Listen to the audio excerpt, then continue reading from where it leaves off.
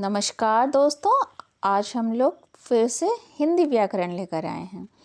हिंदी व्याकरण में आज हम लोग भाषा, बोली, लिपि और व्याकरण के बारे में जानेंगे। तो आप लोग भी आ जाइए मेरे साथ। मैं हूँ पुष्पांजलि चालिया और मेरा चैनल लर्निंग विद पुष्पांजलि चालिया। तो चलिए अभी स्टार्ट करते हैं। मानव एक विचारशील प्राणी है, यानी कि सोचने समझने वाला प्राणी है आदमी। वह अपने मन के भावों को विभिन्न प्रकार से व्यक्त करता है। हम लोग अपने मन के भावों को व्यक्त करने के विभिन्न तरीके जानते हैं। ऊपर दिए गए चित्रों में संकेतों द्वारा अपनी बात व्यक्त की गई है। जैसे कि पहले चित्र में आपको दिख रहा है, ट्रैफिक पुलिस संकेत के द्वारा बता रहे हैं कि इस साइड की गाड़ियाँ रुक जाए और इस साइड की गाड़ियाँ चले जाए। और दूसरे चित्र में आपको दिख रहा है कि ये लड़का जो है अपने मुंह में उंगली डाले हुए, मतलब कि सबको चुप रहने के लिए कहा जा रहा है।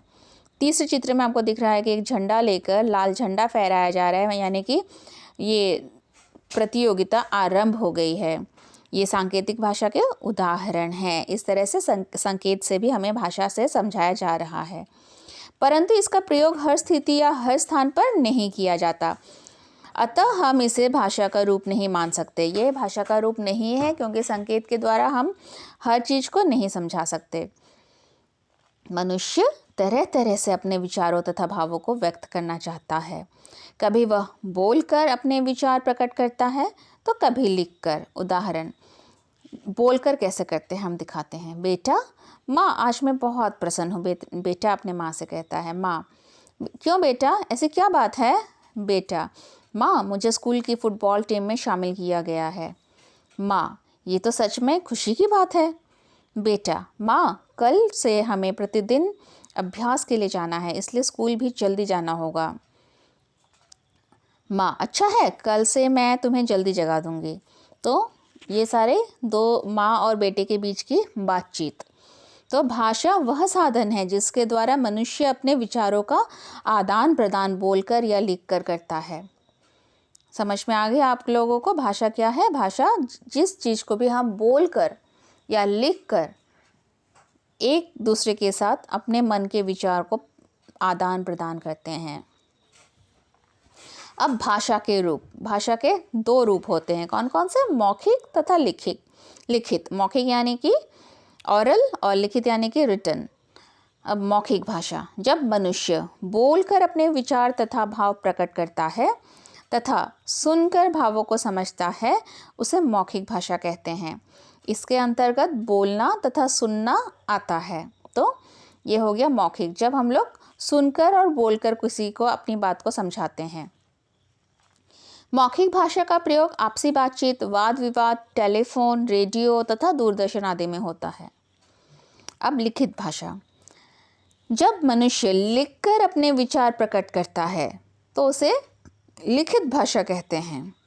इसके अंतर्गत लिखना तथा पढ़ना आता है। जब हम लोग लिख के कुछ बात बताएंगे तो उसे पढ़ना भी जरूरी होता है। लिखित भाषा का प्रयोग पुस्तकों, पत्रों, समाचार पत्रों, पत्रिकाओं आदि में किया जाता है। भाषा मूल रूप से मौखिक ही होती है, पर मुख से निकली हर ध्वनि भाषा नहीं होती। केवल सार्थक ध्वनियाँ ही भाषा के अंतर्गत आती है।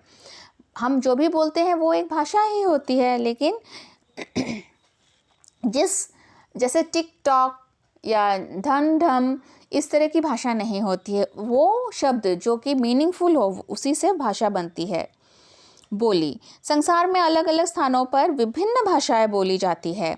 उदाहरण, अंग्रेजी, हिंदी, चीनी, जापानी, रूसी, स्पेनिश, तेलुगु, मलयालम, फारसी, जर्मन, उर्दू आदि। अभी हमने देखा कि बोली, अगर आप बोली बोलें तो असम में कई जनजातियाँ पाई जाती है और हर जनजाति की अपनी एक एक बोली होती है। इसी तरह से हमारे भारत देश में भी कई सारी बोलियां हैं और फॉरेन देशों में भी है। जब एक ही भाषा अलग अलग स्थान पर अलग अलग तरह से बोली जाती है तो उसे बोली कहते हैं। बोली में साहित्य की रचना नहीं होती। यद्यपि ब्रज, अवधी तथा खड़ी बोली में साहित्य की रचना की गई थी, परंतु बाद में केवल खड़ी बोली ही भाषा का रूप ले पाई।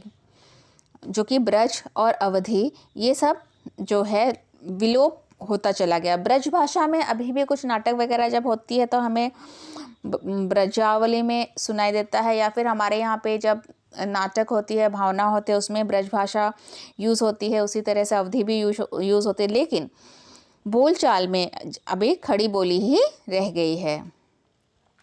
अवधी, ब्रज, मगही, बुंदेली, हरियाणवी, कन्नौजी, कुमाऊनी, गढ़वाली आदि हिंदी से उत्पन्न बोलियां है। ये सारी बोलियां जो है हिंदी से उत्पन्न हुई है। भाषा के क्षेत्रीय रूप को बोली कहते हैं। एक स्थान में बोली जाने वाले भाषा को ही बोली कहते हैं। लिपि, प्रत्येक भाषा में कुछ निश्चित चिन्ह होते हैं। लिपि यानी कि अक्षर जो है वो क्या है, ये असल में एक चिन्ह है। इस चिन्ह से हम समझ जाते हैं कि ये ल की चिन्ह है, ये प की चिन्ह है। ये चिन्ह ही उस भाषा की लिपि कहलाते हैं। और वही चिन्ह जैसे हिंदी की लिपि, भाषा लिखने के लिए हम जिन चिन्हों का प्रयोग करते हैं उसे लिपि कहते हैं।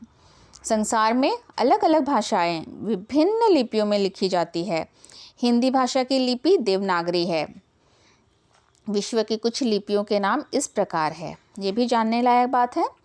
लिपि जैसे कि देवनागरी, लिपि यानी कि क्या, अक्षर जो है। भाषा मराठी, हिंदी, संस्कृत, इसमें देवनागरी लिपि ही यूज़ होती है। गुरुमुखी, गुरुमुखी लिपि जो है, अक्षर जो है, चिन्ह जो है, वो पंजाबी भाषा के लिखी जाती है। चित्रलिपि चीनी भाषा में, चीनी भाषा का अगर आपने देखा है लिखित रूप तो उसमें एक एक चित्र बना होता है, तो वे लोग लेकिन उसी को पढ़ लेते हैं। जैसे एक ही जगह में कोई चित्र होगा तो उसे चित्रलिपि कहते हैं। रोमन, अंग्रेजी, जर्मन, फ्रेंच। रोमन लिपि से अंग्रेजी भाषा लिखी जाती है, जर्मन भाषा और फ्रेंच। फारसी लिपि से उर्दू भाषा लिखी जाती है। बंगला लिपि से बांग्ला भाषा लिखी जाती है। भारत के संविधान के अनुच्छेद 343 के अनुसार हिंदी को भारत की राजभाषा के रूप में मान्यता मिली है। व्याकरण, किसी भाषा के बनने तथा विकसित होने के बाद उसका शुद्ध रूप क्या है, यह सिखाने के लिए कुछ नियम होते हैं। यह नियम हमें किसी भाषा को शुद्ध रूप से बोलना तथा लिखना सिखाते हैं। भाषा तो बहुत सारे हो गए, लेकिन भाषा को हमें शुद्ध रूप से जब लिखना या बोलना होता है तो हमें व्याकरण की ज़रूरत पड़ती है। व्याकरण के अंतर्गत हमें वर्णों, शब्दों तथा वाक्यों के संबंध में जानकारी मिलती है। व्याकरण वह शास्त्र है जो हमें भाषा के नियमों की जानकारी देता है तथा किसी भाषा को शुद्ध रूप से बोलना तथा लिखना सिखाता है।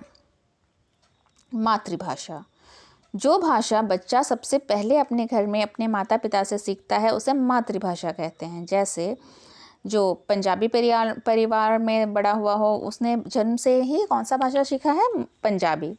इसी तरह से पंजाबी भाषी परिवार में जन्मे बालक की मातृभाषा पंजाबी होती है। तो आप लोग भी जिस भाषा के हैं और जिस भाषा में आपने पहला बोलना सीखा था वही आपकी मातृभाषा है। मानक भाषा, भाषा का सर्वमान्य तथा स्वीकृत रूप मानक भाषा कहलाती है। यही भाषा पुस्तकों, समाचार पत्रों, पत्रिकाओं, रेडियो, दूरदर्शन आदि में व्यवहार में लाई जाती है। तो मानक भाषा से आप क्या समझे, जो कि सर्वमान्य स्वीकृत। हम लोग कभी लिखित भाषा में बोलचाल की भाषा लिख लेते हैं, लेकिन जब हमें किसी पत्रिका वगैरह में लिखनी पड़ती है तो हमें मानक भाषा ही व्यवहार करनी चाहिए है।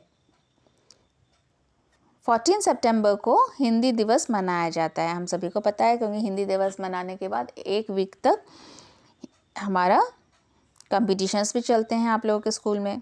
साहित्य, प्रत्येक भाषा में ज्ञान की बातों को संग्रहित करके रखा जाता है ताकि अगली पीढ़ी उस ज्ञान का लाभ उठा सके। ज्ञान का यही संचित कोश साहित्य कहलाता है।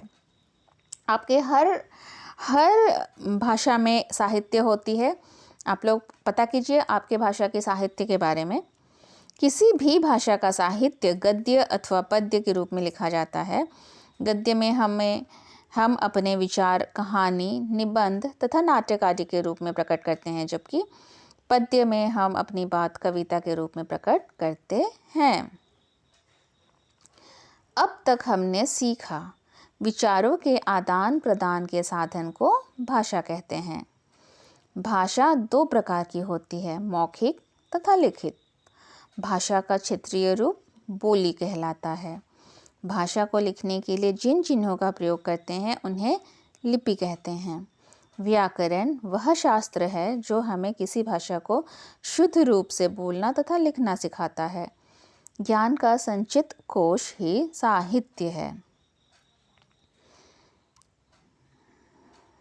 तो आपका भाषा, लिपि और व्याकरण के बारे में आप लोगों को अच्छे से इस लेसन में ही पता चल गया होगा। इसका कुछ अभ्यास के प्रश्नोत्तर है जो कि मैं बाद में डालती रहूँगी। इसके लिए आप अपने मेरे चैनल को सब्सक्राइब कर लीजिए ताकि आपको आगे भी ऐसे सारे अभ्यास के प्रश्न उत्तर भी मिलते रहे। धन्यवाद।